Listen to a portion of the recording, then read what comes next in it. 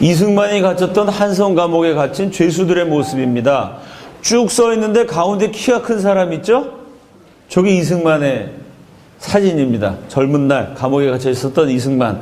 그 앞에 쭉 쓰신 분들이 같이 갇혔던 죄수들인데 한 분 한 분이 우리 역사에 발자취를 남긴 위대한 인물들입니다. 이승만이 감옥에서 기독교 입국론을 정립해요. 기독교로 나라를 세워야 된다. 이게 아주 굉장히 독특한 이론이죠. 보통 나라를 세운다 그러면 정치를 어떻게 하느냐, 경제를 어떻게 하느냐, 그거 갖고 싸웁니다. 2012년 대통령 선거 박근혜 후보와 문재인 후보가 격돌했습니다. 양쪽의 공약을 딱 두 마디로 요약하면 이거죠. 정치 개혁한다. 경제 발전시킨다. 무슨 얘기라도 결국 두 가지 범주 안에 들어갑니다. 정치 개혁하고 경제 발전시킨다. 대통령 나오는 사람마다 정치 경제가 문제예요. 근데 이승만은 그게 아니라는 겁니다. 정치 경제보다 더 중요한 게 있다면 종교다. 세상의 가장 근원적인 문제는 영적인 문제다. 먼저 조선 사람이 예수 믿어서 거듭나야 된다. 정치도 성경적으로, 경제도 성경적으로, 교육도 성경적으로. 먼저 영적으로 예수 믿어 구원받은 다음에 정치, 경제, 사회, 문화, 교육 모든 것을 성경적인 나라로 만들어야 된다.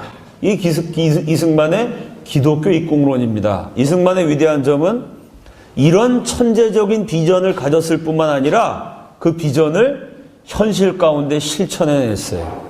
꿈을 꾼다는 것도 어렵습니다. 꿈을 이룬다는 것은 더더욱 어렵죠. 이승만은 바른 방향을 향한 하나님이 주신 꿈을 꾸었고 그 꿈을 이루어냈어요. 그래서 2차 세계대전 끝나고 신생 독립한 나라가 140개국입니다. 쉽게 얘기해서 못 사는 나라 140개국. 그 가운데 139위가 한국이에요. 142위가 인도입니다. 그러니까 사실상 140개 후진국 가운데 경제순위 139위라는 얘기는 꼴찌 중에 꼴찌였다는 얘기예요. 아프리카보다 못 살았습니다. 독일 선교사 한 분이요, 하나님께 서원하셨어요. 세계에서 제일 가난한 나라 가서 일생을 바치겠습니다. 당연히 아프리카라고 생각하고 아프리카 선교사로 갈 준비를 하셨습니다. 그러다 그분이 충격을 받았어요. 구체적으로 각 나라 경제 순위를 따져보니까 아프리카보다 더 못 사는 나라가 있었대요. 그게 동방의 작은 나라 코리아입니다. 실제로 그분이 코리아에 오셔서 일생을 바치셨어요. 싫어합니다. 그렇게 못 살았던 나라가 지금 그 140개국 가운데 압도적인 1위예요. 간발의 차로 1위가 아닙니다. 2등하고는 비교가 안 되는 1위예요. 왜 비교가 안 되냐면 2등이 없어요. 2등이 없는 1위입니다. 140개 후발 주제 신생 독립국 가운데 산업화에 성공한 유일한 나라. 한국이 산업화에 성공하고 2등이 되다만 게 아니라 2등은 없어요. 한국만 됐어요. 민주화에 성공한 유일한 나라. 절대 빈곤에서 탈출한 유일한 나라. 원조 받는 나라에서 원조 주는 나라로 변신한 유일한 나라. 대한민국의 성장은 기적입니다. 어떻게 이렇게 기적이 가능했느냐? 전 세계가 연구를 해요. 강대국이 대한민국을 열심히 연구합니다. 왜 연구할까요? 미국이 이승만 연구 많이 해요. 박정희 연구 많이 합니다. 왜 그럴까요? 남미에 있는 국가들은요, 마르크스주의 좌파가 집권한 국가들이 많습니다. 나라가 혼란스럽거든요. 국민들이 빈곤해요. 누구 탓을 하겠어요? 미제국주의자들 때문에. 미국 놈들 너희가 하도 착취하고 원조한다고 앞으로는 달러 뿌리지만 뒤로 뺏어갔기 때문에 우리나라가 가난해졌다. 그 좌파 성향 국가들이 반미 정권들이 득세합니다. 그럴 때 미국이 어떤 예를 들어서 반박할까요? 코리아를 봐라. 우리나라가 너네도 원조하고 코리아도 원조했는데 한국은 눈부시게 발전해서 지금 전 세계에 원조를 뿌리고 다닌다. 니네는 지금도 지질하게 못 산다. 왜? 우리가 니네도 원조하고 한국도 원조하고 똑같이 했는데 왜 한국은 잘 살고 니네 못 사냐? 한국은 이승만, 박정희 같은 위대한 지도자가 있었기 때문이다. 그러니까 미국 탓하지 말아라. 미국은 비난에 답변하기 위한 자료로 한국 현대사를 공부해요. 동시에 못 사는 나라들, 아프리카, 남미, 저 아시아의 저개발 국가들은 또 한국을 열심히 연구해요. 아프리카 국가들이 왜 이렇게 한국을 좋아하느냐? 이유는 여러 가지가 있지만 대표적인 게 한국은 내전을 겪은 나라다. 동족 상잔의 치열한 비극을 치렀어요. 20세기 유례가 없는 사륙극이 벌어졌어요. 아프리카 국가들이 내전 때문에 밤낮 전쟁하고 사람 죽이느라고 아주 경제가 발전 안 하고 나라가 엉망이거든요. 한국도 우리처럼 내전을 했는데 저렇게 발전했다. 우리도 한국한테 배우면 길이 열리지 않겠어? 그리고 후진국은 후진국대로 한국을 연구해요. 후진국은 한국처럼 되고 싶어서 연구하고 선진국은 비난에 답변하기 위해서 한국을 연구해요. 그러니까 잘 사는 나라 못 사는 나라 다 한국 현대사를 공부하는데 딱 한 나라 한국만 현대사를 공부하네요. 전 세계가 이승만을 다 격찬하는데 단 한 나라 대한민국만 이승만을 욕합니다. 이 왜곡된 현상을 바로잡을 역사적 소명이 저와 여러분에게 있는 줄로 믿습니다. 이 이승만의 기독교 입국론 때문에 결국 대한민국의 기적이 일어난 거죠. 아무것도 없었는데 주님 한 분만 바라보고 기도하면 병든 조선이 살아난다. 그 기도가 응답이 됐어요. 이승만의 위대한 점은 그 꿈을 가지고 그 꿈을 현실화시켰어요. 어떻게? 동지를 규합했어요. 혼자 기독교 입국론만 가진 것이 아니라 뜻을 같이 하는 사람을 모았어요. 설득했어요. 이게 바로 리더입니다. 먼저 어떤 사람 설득했냐면 저 사람들이에요. 감옥에 같이 있었던 죄수 40명을 이승만이 전도합니다. 죄수뿐만 아니라 간수까지 40명이 기독교로 집단 개종해요. 이승만의 전도 이야기에는 명장면이 많아요. 동료 죄수만 전도한 것이 아니라 간수를 전도했어요. 간수가 때리는데 맞아가면서 복음을 진 거예요. 간수가 고문하는데 신음하면서 예수를 전해요. 나를 때리는 당신이 꼭 만나야 할 분이 있다. 예수 그리스도시다. 예수 믿어야 구원받는다. 간수가 때리다가 복음 듣고 감동받아갖고 예수를 믿어요. 그리고 나중에 이승만이 미국 유학 갈 때 그 간수가 유학 자금을 대주어요. 언어의 장벽 때문에 전도가 안 되던 시절에 이승만이 40명을 전도합니다. 그 40명에 대한 기록이 4천 종류가 넘어요. 이 40명이 우리 민족의 운명을 바꾸게 됩니다. 이 40명에 대한 책 출판된 거 다 모으면 이 거대한 캠퍼스 가득 채우고도 모자랄 겁니다. 여러분이 이름을 알고 계신 분 대표적인 두 분 사진을 한번 보죠. 헤이그 밀사 들어보셨죠? 이준 열사 알고 계시죠? 1907년 고종 황제가 네덜란드 헤이그의 이준, 이상설, 이휘종 세 밀사를 파견합니다. 일본 침략의 부당성을 알리려는 목적이었죠. 그러나 일본의 방해로 세 밀사는 회의에 참석하지 못해요. 그 다음 장면이요.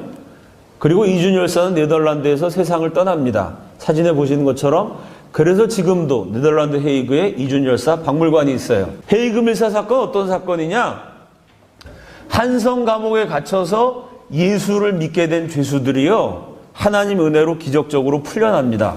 감옥에서 나와서도 감옥에 만나갖고 매일같이 성경 보고 기도했어요. 그 습관을 이어서 성경 공부 모임을 만들어요. 그 성경 공부 모임 멤버들 중에 정치인들이 많았어요. 그 중에 한 분, 국제 정세에 밝으신 분이 네덜란드 헤이그에서 만국 평화에 대한 열린다 얘기를 해요. 그랬더니 거기 모인 분들이 그래? 그럼 기도하자. 그 회의를 통해서 우리 나라가 멸망을 면하고 살아날 방법을 생각해보자. 기도해서 국리해낸 것이 황제 폐하께 보고서를 써요. 고종 황제에게. 회담이 열리는데 일본 몰래 밀사를 보냅시다. 일본이 우리 외교권을 강탈한 을사보호조약 그건 잘못된 거라고 국제법상 불법이라고 세계 여론에 호소합시다. 우리가 힘 있으면 우리 힘으로 일본 몰아내면 되는데 우리 힘이 없으니까 세계 여론을 등에 업어야 돼요. 이런 계획을 얘기합니다. 고종 황제가 그래? 그럼 법적으로 을사보호조약이 잘못이라는 거 증명하려면 법을 잘 아는 사람이 가야 돼, 그죠? 그래서 그럼 법률가 누구를 보낼까? 마침 한성 감옥에서 예수를 믿고 헤이그 밀사 사건을 주도했던 이준 열사가 그 당시 조선 최고의 법률가였어요. 우리나라 최초의 검사입니다. 이분이 법률에 밝으니까 이준희를 보내갖고 국제법상 불법이라고 따지자. 한성 감옥 출신들의 기독교인이 기도하면서 계획해서 진행한 사건이 헤이그 밀사 사건이에요. 이준 열사가 네덜란드로 가요. 곧바로 간 게 아니라 그때는 서울에서 네덜란드 가는 직항편이 없었어요. 중간에 미국에 들려요. 미국에서 자신에게 복음을 증거했던 그 당시 유학 중이던 이승만을 만나요.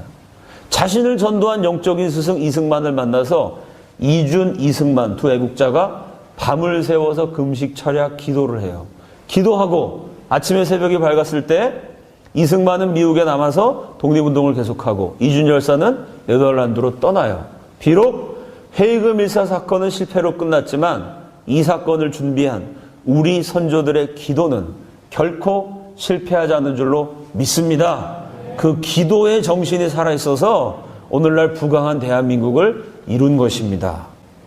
이분이 이승만의 전도로 예수를 믿었어요. 그 다음 장면이요. 1927년 월남 이상재 선생이 세상을 떠납니다. 그 당시 우리나라 신문 2개 있었어요. 신문 하나의 제목은 조선의 거인 세상을 떠나다. 또 하나의 제목은 월남 선생이 가셨으니 누가 조선의 스승이 되랴. 이분의 별명이 조선의 거인, 조선의 스승이었어요. 전 민족적인 존경을 받았습니다. 이상재 선생의 장례식은 우리 민족 최초의 사회장으로 치러졌어요. 지금으로 치면 국장이나 국민장입니다. 근데 나라 국자를 못 쓰고 사회장으로 한 거는요. 그때 우리가 일본의 식민지였잖아요. 일본 식민지였을 때 독립투사가 돌아가셨기 때문에 일본 놈들이 절대 국민장 같은 거 못하게 하죠. 이름은 사회장이었지만 사실은 국민장이었어요. 서울 장례식장에 당시 서울 시민 30만 명 가운데 20만 명이 참석했어요. 그 정도로 존경을 받았습니다. 조선 팔도에는 모든 단체 조직이 이상재 선생 장례식장에 발기인으로 이름을 올렸어요. 이분이 직접 만든 거. 조선기자협회, 조선화가협회, 독립운동단체였던 신간회, 조선교육자협회. 모든 단체가 쫙 있는데 뭐 단체가 몇 페이지. 제가 연구하다가 웃었어요. 왜 웃었냐면은 그 수많은 단체 가운데 특이한 단체가 하나 있었어요. 무슨 단체냐면은 조선기생단. 기생단체에서도 발기인으로 참여했어요. 기생들도 애도했던, 기생들한테도 존경받았던 위대한 인물이십니다. 원래 이상재 선생은 우리 민족 최초의 외교관이셨어요. 1888년 전권공사 박정량을 수행하는 3등 서기관으로 미국에 파견됩니다. 그때 미국 땅을 처음 밟은 조선 외교관을 만난 미국 측 고위 관료들의 기록이 남아있어요. 제가 그걸 하나하나 찾아서 읽어봤습니다. 그 미국 사람들 눈에 비친 이 멸망 직전에 대한제국 외교관들의 모습은 어땠을까? 읽다가 정말 얼굴이 뜨거워졌어요. 우리나라가 지지리도 못 살고 무지하게 더러웠구나. 왜 그러냐면요. 명색이 조선 최고의 엘리트들입니다. 대감마님들이에요. 그 대감마님을 만난 미국 측 고위 관리들이 뭐라고 기록에 남겼냐면은 계속 반복되는 표현이 나와요. 조선 사신을 만났다 그러면 이 얘기가 보고서에 꼭 들어가요. 너무 오래 씻지 않아서 냄새가 난다. 조선이 하도 못 살아갖고 샤워 시설도 없고 비누가 없어갖고요. 냄새가 나요. 냄새가. 박정량을 미국 국무장관이 만났습니다. 박정량은 그 당시 조선정부 랭킹 3위였어요. 랭킹 3위면 지금으로 치면 대통령, 국무총리, 부총리. 부총리쯤 되는 고위 관료입니다. 그 박정량을 만나고 미국 국무장관이 기록에 이렇게 남겼어요. 박정량은 조선정부의 실력자답게 유창한 영어를 구사했다. 그 시절에 벌써 영어를 잘했으니까 대단하신 분이죠. 근데 한 줄 더 썼어요. 그런데 유창한 영어에도 불구하고 오늘 2시간 회담한 내용이 하나도 기억이 안 난다. 2시간 동안 유창한 영어로 얘기했는데 기억이 안 나요. 왜 그럴까요? 박정량이 그냥 간 것이 아니라 온몸 가득 우리 조선의 토산품을 붙여갖고 갔어요. 회담을 하는데 박정량 몸에서 슬금슬금 뭐가 기어 나와요. 이, 빈대, 벼룩, 벌레들이 막 기어 나와요. 회담하는데 조선의 이가 막 튀니까, 벼룩이 튀니까 미국 장관이 놀래가지고 잠깐만요. 이를 막 잡다가 정신이 없어서 실제로 대통령한테 보내는 보고서에 썼어요. 오늘 이 잡고 벌레 잡은 것밖에 기억이 안 난다. 그 집에 가갖고 이를 또 옮겨갖고 갔어요. 그 다음날부터 이 장관집 애가 자꾸 머리를 긁어. 엉덩이가 가렵대. 그 와이프한테 혼났다는 얘기가 실제로 있어요. 조선정부 랭킹 3위가 이와 벼룩을 수출했어요, 미국에. 이러니 참 꾀죄죄한 게 못 썩어서 못 먹어서 삐쩍 마른 조선 외교관들을 보고 미국 사람들이 불쌍하게 생각합니다. 아, 쟤는 일단 먹이고 보자. 미국 수도 워싱턴의 최고급 스테이크하우스에 데리고 갔어요. 미국은 햄버거가 웬만한 텍사스 같은 데 햄버거는요, 웬만한 집가 햄버거가 얼굴만 해요. 소고기를 딱 잡아갖고 살균철해서 그 자리에서 먹으면 얼마나 맛있는지. 뭐랑 똑같냐면은 한국 바다에서 회 잡아갖고 물고기 잡아서 그 자리에서 회를 떠서 먹는 거랑 똑같아요. 소를 잡아서 그 자리에서 먹으면 그렇게 맛있어요. 야, 이 미국 소고기를 주면 조선 사람들이 좋아하겠구나. 그리고 레스토랑에 데리고 왔어요. 스테이크하우스에서 사람 얼굴만한 소고기를 스테이크를 딱 주고 나이프하고 포크를 줘요. 나이프를 딱 주면서 썰어서 드시면 됩니다. 이러면 좋아할 줄 알았더니 갑자기 조선 사람들이 버럭 화를 내요. 이상재 선생이 유창한 영어로 이렇게 항의합니다. 우리 문명국 조선에서 칼을 들어 고기를 써는 짓은 천하디 천한 백정이나 하는 짓이다. 그래서 양반들이 이걸 안 썰어요. 그래서 할 수 없이 미국 사람들이 죄송합니다. 그리고 대신 썰어줬어요. 아, 양반이 비가 와도 뛰지 않는 사람들이 어디 양반이 고기를 썹니까? 고기 칼질하는 거 백정이나 하는 짓이죠? 아, 죄송합니다. 그리고 포크를 딱 주더니 이거로 찍어 먹으래요. 조선 사람들이 난생 처음 포크를 봤어요. 여러분, 포크가 뭐랑 비슷하게 생겼죠? 요게 삼지창 아니면 쇠스랑입니다. 그죠? 이상재 선생이 또 유창한 영어로 얘기했어요. 우리 문명국 조선에서는 요런 거로 밭을 간다. 이러면서 포크를 안 찍어요. 칼질을 안 한다 해갖고 대신 썰어줬는데 포크질도 안 한다니까 죄송합니다. 입을 벌리세요. 이러고 찍어서 넣어줘야 돼요. 아, 이게 무슨 기생도 아니고 미국 사람들이 당황해요. 어쩔 줄 모르는데 이상재 선생이 빙고래 웃더니 갑자기 자리에서 딱 일어납니다. 팔을 펼쳐요. 우리 한복의 매력이 도포자락이 있어요. 우리 조상들이 팔을 딱 펼치면 이 도포자락에서 막 시가 나오고 그림이 나오고 쌈짓돈이 막 나와요. 팔을 딱 펼치더니 도포자락 안에 숨겨갖고 간 비장의 무기를 꺼냈어요. 그게 뭘까요? 젓가락을 거기다 싸갖고 갔어요. 세상에.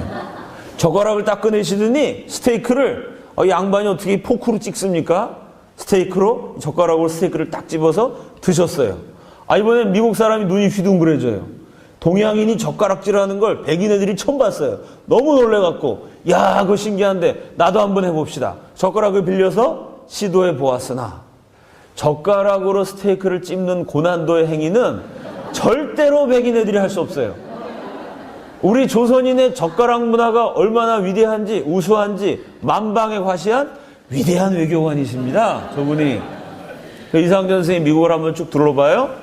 한국에 있는 아들들에게 편지를 썼어요. 미국은 믿겨지지 않을 만큼 잘 사는 나라다. 그런데 미국은 상놈의 나라다. 이렇게 썼어요. 미국 땅에 와보니까 양반이 하나도 없다는 거. 이건 다 상놈이야, 상놈. 마당쇠, 돌쇠, 계집종, 무술이다. 이런 사람들이야. 왜 이렇게 썼을까요? 조선에서는 유교가 최고입니다. 공자, 맹자 공부하는 게 으뜸이에요. 조선 최고의 선비시니까 만나는 미국 교수들, 변호사 만날 때마다 물어봐요. 공자님 말씀을 어디까지 공부하셨나요? 맹자를 아십니까? 물어봤는데 미국 사람들이 미쳤다고 어려운 한자를 공부하고 공자, 맹자를 알겠어요? 유교에서는 공맹의 도리, 공맹의 교훈, 공자, 맹자를 모르면 금수라. 그건 짐승이라 그랬어요. 공자, 맹자도 모르는 상놈들이 잘 살기만 드립다 잘 사는 나라가 미국이다. 이 미국 사람들이 믿는 종교는 야소교라는 서양 오랑캐의 미신이다. 이 미신이 판을 치는 시대일수록 너희들은 이단에 미혹되지 말고 성현의 도리, 공자님, 맹자님 말씀을 열심히 공부하여라. 이렇게 편지를 보냈던 골수 유교 선비였어요. 이분이 애국 활동을 하다가 감옥에 갇혔습니다. 그 감옥에 이승만이 있었어요. 날이면 날마다 와갖고 예수 믿으라고 전도를 해요.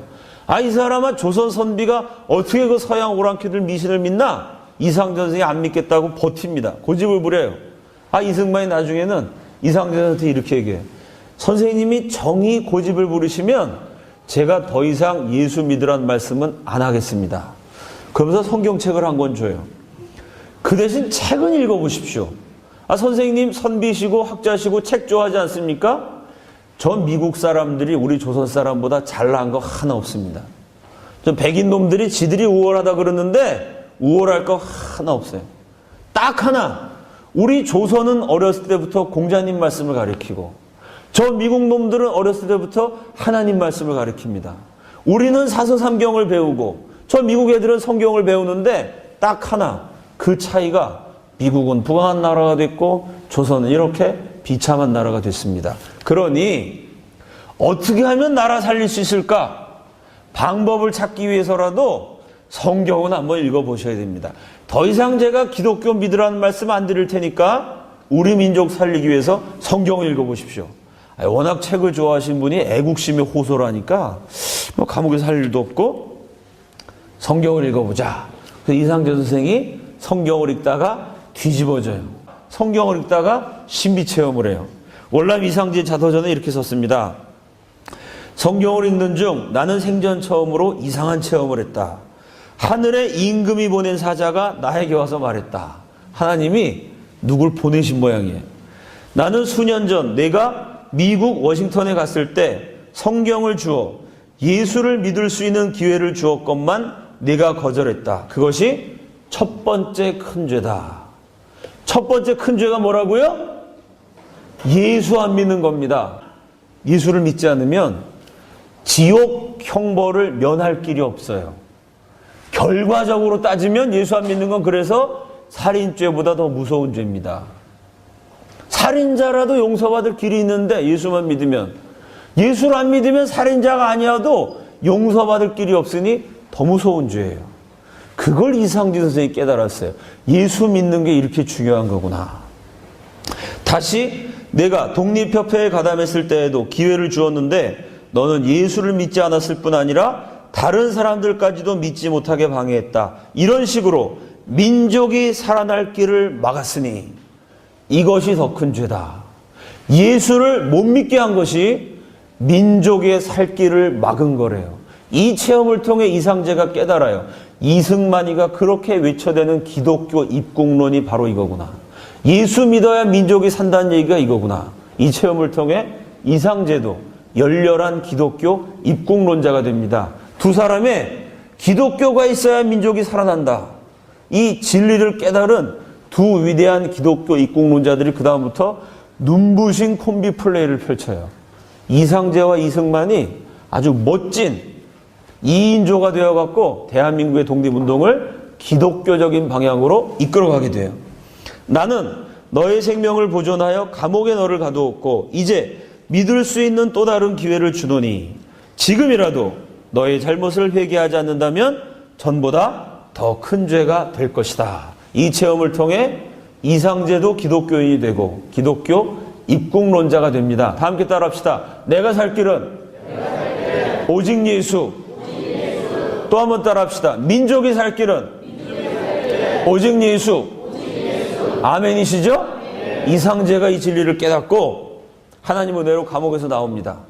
조선의 선비들, 지식인들, 지도자들 쫓아가서 열심히 예수를 전해. 예수 믿지 않으면 나라가 망합니다. 외쳐도 이 유교에 찌든 선비들이 기독교를 배척해요.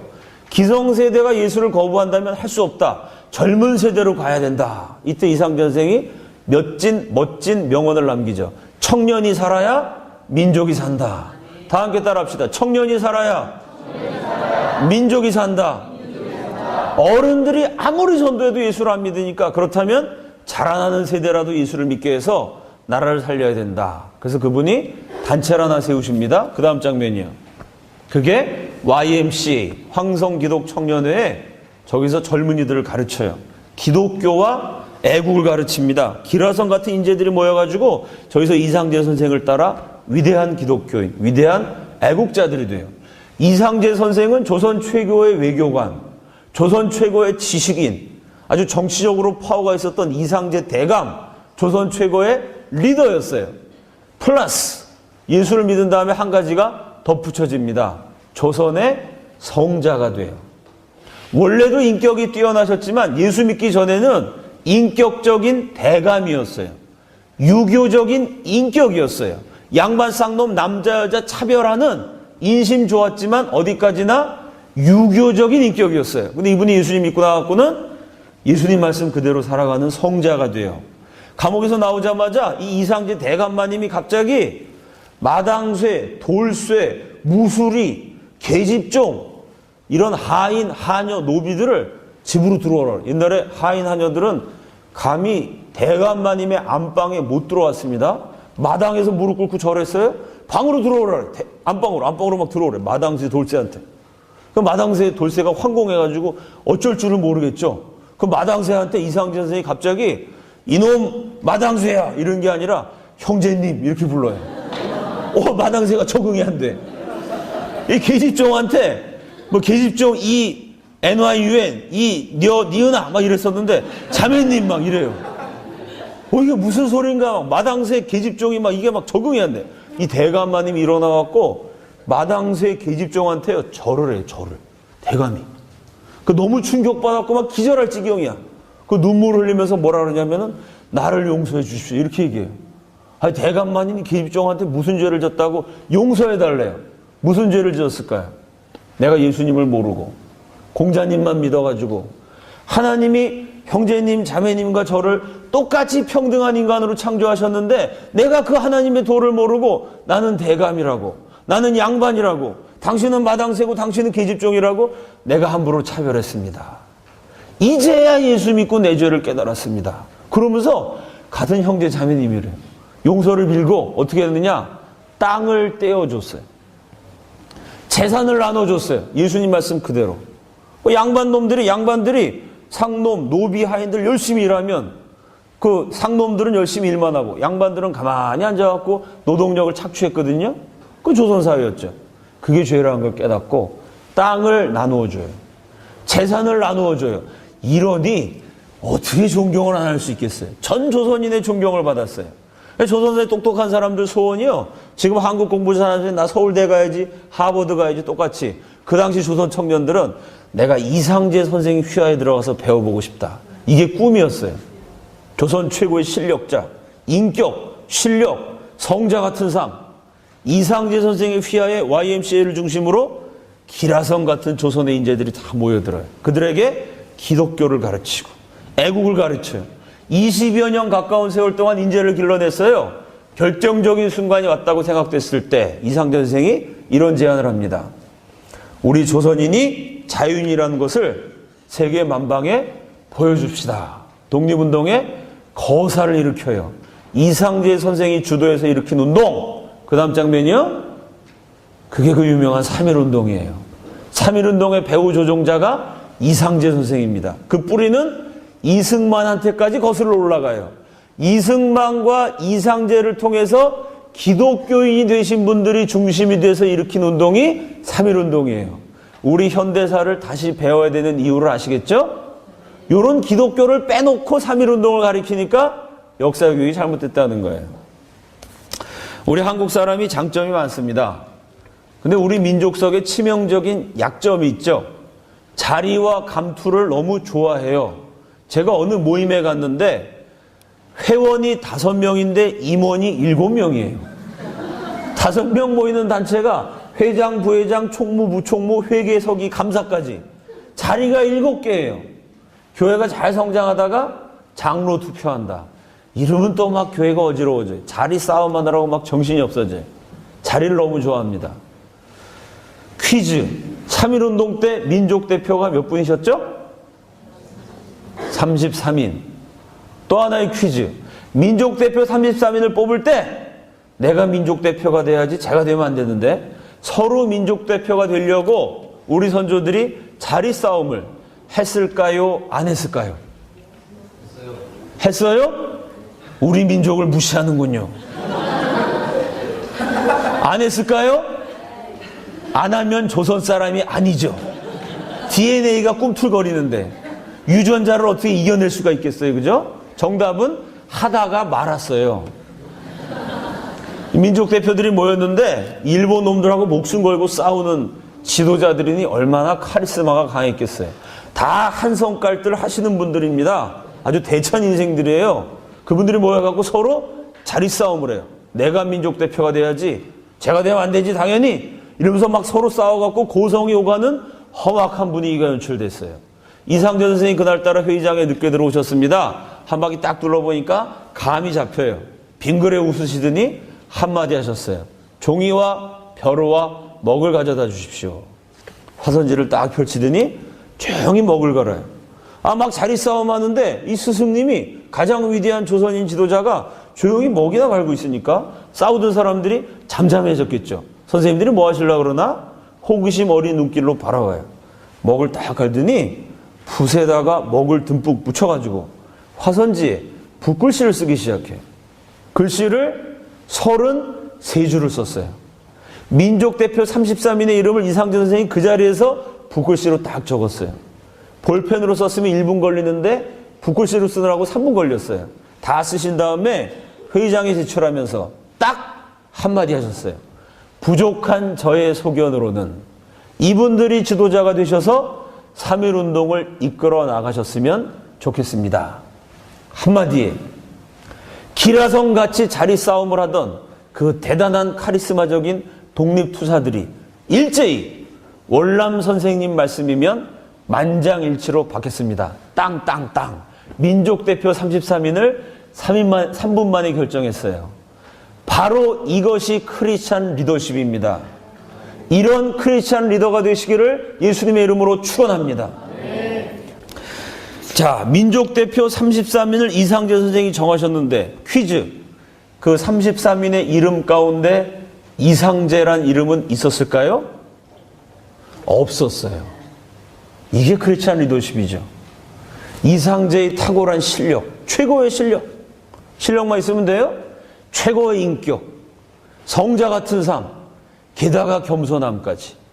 다른 분들을 민족대표로 내세우고 이상재 선생님 뒤에서 그분들을 후원하면서 3.1운동을 진행했어요. 그러나 일본 경찰은 귀신같이 알았어요. 이 정도 엄청난 독립운동을 일으킬 만한 실력자, 인물은 이상재밖에 없다. 그래서 민족대표 33인보다 제일 먼저 이상재를 체포해요. 일본 검사가 이상재를 신문합니다. 그 신문 기록이 딱 3줄이에요. 이 3줄을 읽고 제가 울었어요. 감동받아서 운 것이 아니라 억울해서 울었어요. 내 청춘이 아까워가지고. 내가 3.1운동 공부하느라고 책을 막 이만큼 쌓아놓고 어려운 한자어 막 컴퓨터로, 그때는 뭐 컴퓨터도 제대로 없던 시절 막 옥편 뒤져가면서 한자 사전 뒤져가면서 3.1운동 엄청 연구했는데 일본 검사와 이상재 선생의 신문 기록 3줄 읽는데 1분 걸려. 1분. 요 1분 읽으면 될 거를 책을 이렇게 읽느라고 내 20대 30대 안타까운 청춘이 다 흘러갔어. 내 청춘이 아까워서 정말 울었어요. 화가 나가지고 1분이면 됐네. 쓸데없이 공부 많이 했구나. 그 3줄이 뭐냐면 딱 이렇게 돼 있어. 일본 최고의 검사가 신문하기 전에 일본도 칼을 딱 꺼내요. 일본 칼이 지금도 명품 아닙니까? 사무라이 칼을 꺼내갖고 이상재 선생님 목에다 들여요. 딱 들여대고. 누가 3.1운동을 주도했느냐? 겁을 줘가지고 자백을 받아내려고 칼을 딱 들여대고. 누가 3.1운동을 주도했느냐? 소리를 질렀더니 이상재 선생님이 겁을 먹으신 게 아니라 빙그레 한번 미소를 날리시고 이렇게 대답해요. 하나님이 하셨다. 그러니까 일본 사람들이 맥이 풀려요. 누구냐 말고 누구 김아무개 하나님 이러니까 아이씨 하나님 말고 사람 가운데는 누가 있느냐? 다시 한번 물어봐요. 이상재 선생님이 또 한번 웃으면서 2천만 조선인이 한마음 한뜻이 되어서 일어났다.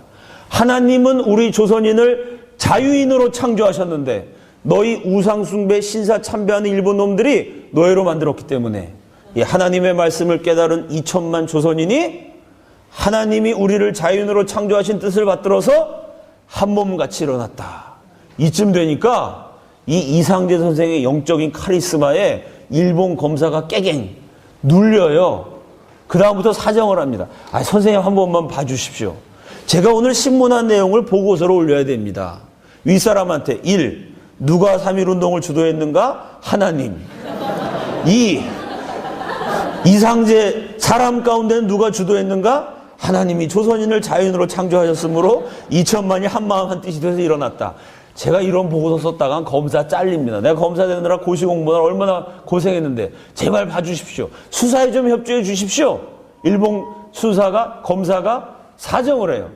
이상재 선생님 무슨 일 하셨습니까? 솔직히 한번 말씀해 주십시오. 그럼 내가 솔직히 말씀드리겠습니다. 저는 하나님 말씀에 순종했을 뿐입니다. 하나님이 조선의 자유를 위해서 투쟁하라고 말씀하셨기 때문에 제가 아니라 아무것도 없고 그저 말씀에 순종하셨을 뿐입니다. 깨개갱 해갖고 신문이 끝났어요. 이 위대한 크리스찬 리더입니다. 여러분, 이승만이 한성 감옥에 갇힌 사건이요, 우리 민족의 역사를 얼마나 많이 바꿔놨는지 대충 감이 잡히시죠? 한성 감옥에서 이승만이 전도하신 분들 때문에 해이금 일사 사건이 일어났어요. 3.1운동이 일어났어요. 자, 40여 명 되는데 제가 두 분 소개해드렸습니다. 이준, 이상재. 그 외에도 제가 몇 분 이름을 읽어드리면 신응우. 나중에 대한민국 국회의원이 되신 분입니다. 감옥에서 예수 믿었어요, 이분도. 이원긍. 이분은 왜 중요하냐면은 이분이 대제학이었어요. 조선의 명문가를 따지죠, 여러분. 명문. 어떤 집안이 명문가일까요? 돈 많이 번 집안? 그게 명문가가 아니에요. 그럼 어떤 사람이 명문가겠어요, 여러분? 한번 맞춰보세요. 뭐 왕족은 당연히 뭐 아버지도 왕, 아들도 왕이니까 왕은 빼고, 왕 빼고. 왕 말고 뭐를 많이 배출해야 명문가가 될까요? 제일 높은 게 영의정이죠, 그죠? 영의정 아니면 왕비죠? 영의정을 많이 배출한 집안, 왕비를 많이 배출한 집안보다도 조선의 명문 그러면 대제학이에요. 대제학을 제일 많이 배출한 집안이 명문가예요. 왜? 그 영의정은 정치하는 자리입니다. 왕비는 뭐 집안도 좋고 예쁘고 그래갖고 왕비가 된 거죠. 대제학은 뭐냐? 조선 최고의 선비, 지식인이 맡는 게 대제학이에요. 그래서 정권이 바뀌면, 왕이 바뀌면 당연히 왕비도 바뀌어요. 정권이 바뀌면 영의정도 바뀌어요. 왕이 바뀌어도 바뀌지 않는 자리가 대제학이에요. 어떤 분이 대제학이냐? 율곡이.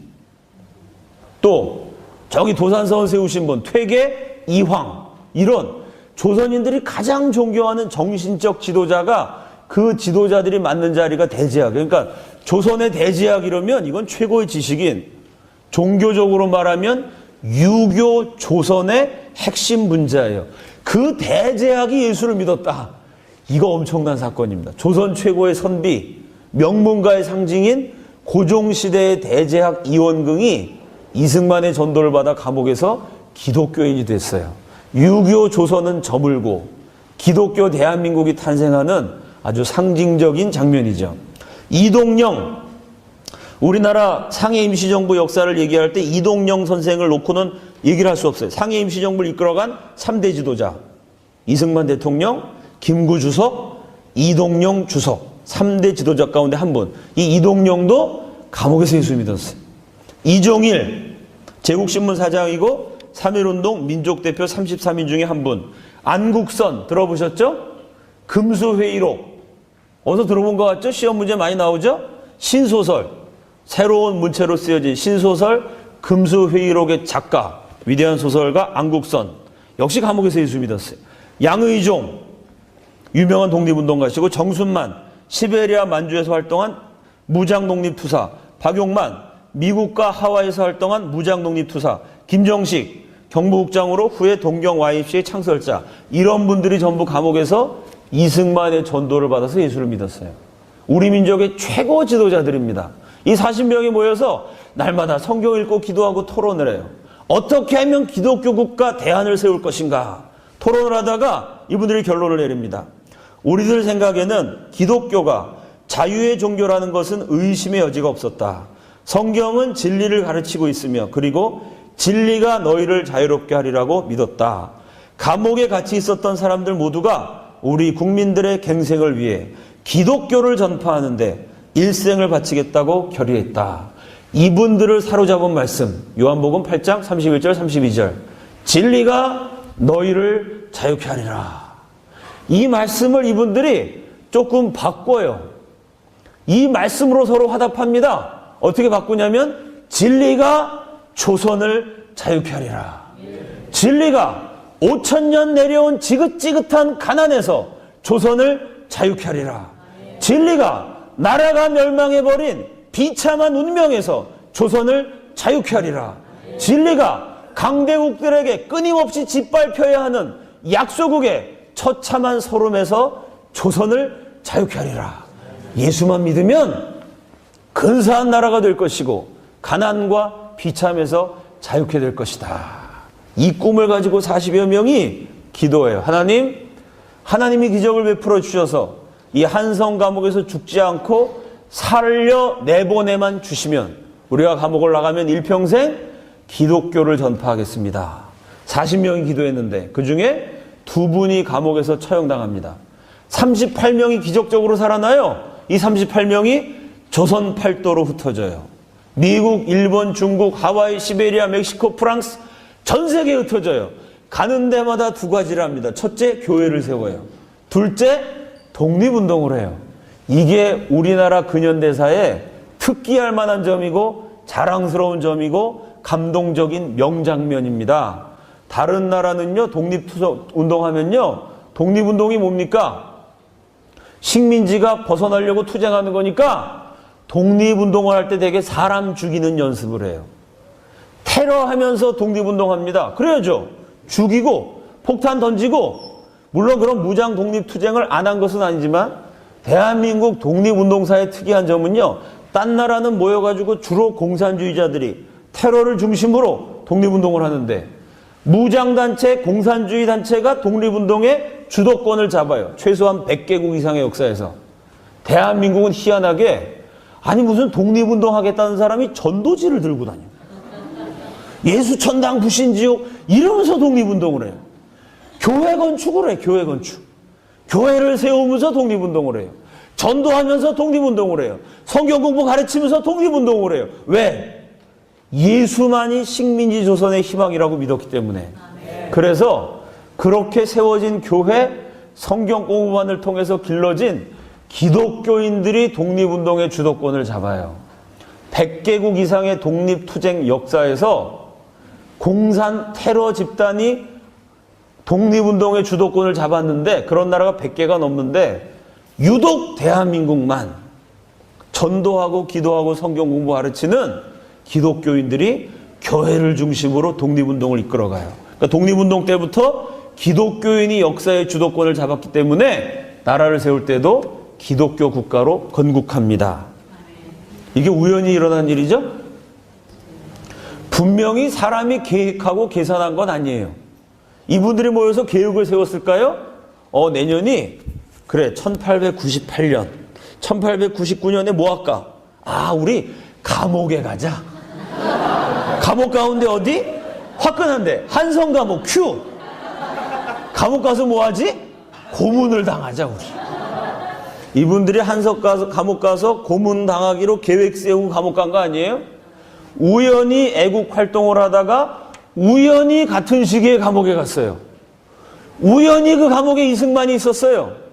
우연히 이승만 옆에 있었다는 이유로 우리 민족 최고 지도자 40명이 기독교로 집단 개종을 했어요. 우연히 예수 믿어서 그때부터 우연으로 독립운동의 주된 전략이 기독교가 돼요. 그 우연이 이어져서 건국의 이념이 기독교가 돼요. 우연과 우연이 꼬리를 물어서 20세기, 21세기 지구상에 존재하는 200개국 가운데 단 하나 기도로 세운 기독교 국가로 대한민국이 건국돼요. 과연 이게 우연일까요? 인간의 우연을 통해 역사하신 하나님의 필연이었다고 저는 믿어요. 제가 책에 이렇게 썼습니다. 같은 시기에 같은 장소에 이들을 한꺼번에 몰아넣은 것은 누구의 역사인가? 더군다나 예사로운 회합이 아니요 생지옥과 같은 감옥이라는 더할 수 없이 심령이 가난해지게 만드는 그곳으로 밀어넣은 것은 누구의 조화인가? 이승만에게 불씨를 심고 옥중 동료들에게 불꽃을 튀게 해서 마침내 민족의 심성으로 번져간 불길은 누가 시작한 것인가? 저는 하나님 하셨다고 믿습니다.